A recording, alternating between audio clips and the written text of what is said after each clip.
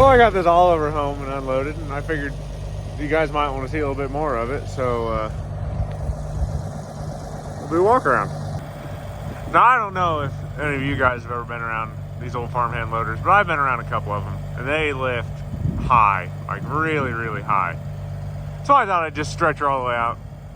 So it's clear up there. I actually had to add hydraulic oil to get there. I mean, it takes a lot, but it runs awesome, really. Transmission works good, both brakes work good. Missing that one side panel.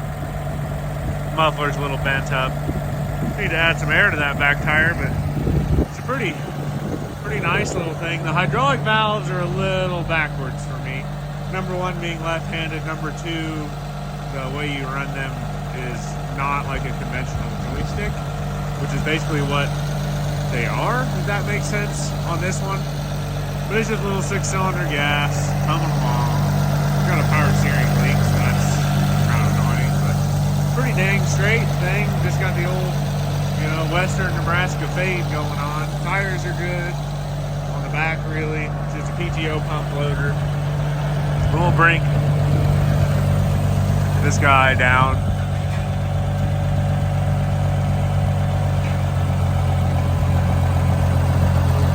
Takes a little bit.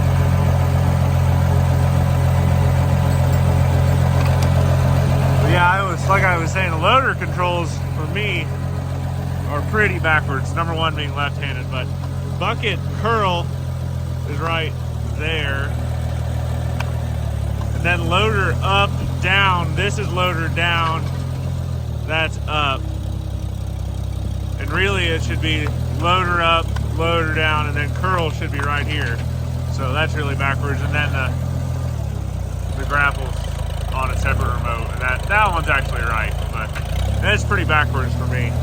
But oil and amp, dummy lights work. Hour meter is not working. None of these other gauges here are working. I don't even really know what they do.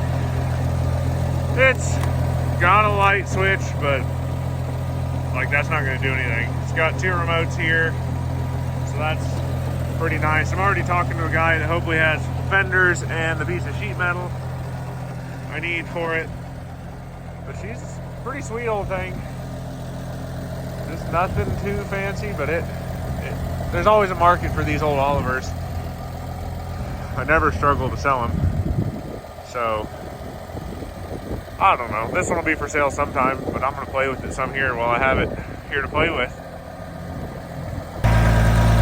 But like any Oliver, it's just a normal 6-speed transmission. It doesn't have the hydro shift or whatever they called it in this era. I had an 880 standard diesel with whatever their high-low TA-like shifter thing was.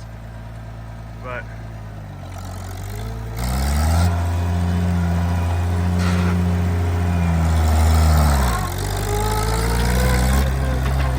that's road gear, and it found it nicely, so doesn't lack for power. These old farmhand loaders just flex and move, though. It's a little scary. But it runs good. Might be a little rich, judging off of that.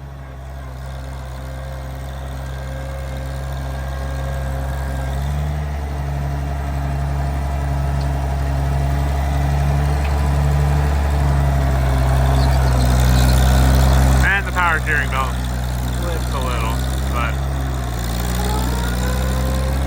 yeehaw! Yeah, it's kind of like a teeter-totter in this thing. It just kind of balances back and forth with this big old loader frame on it. But yeah, I used to unload everything I bought, so it doesn't struggle to run at all. All the hydraulics for the loader seem really strong. A little leaky. That's not unexpected. And I haven't had to put any gas in it yet. Oh, didn't like that. I don't know. I think it's a little rich. So. But I love the sound of these 6-cylinder Olivers. They're just so smooth. Just doesn't get any better. Just think, in this era, you get a freaking John Deere 2-cylinder, go pop, pop, pop, pop, pop, pop all day, but you get a sweet, smooth running Oliver, and God, that just doesn't get old. But I guess I'm gonna put chains away and unhook my trailer and park this thing and go home. So that's it for this one. Please like, share, subscribe, comment, whatever. Let me know what you want to see next.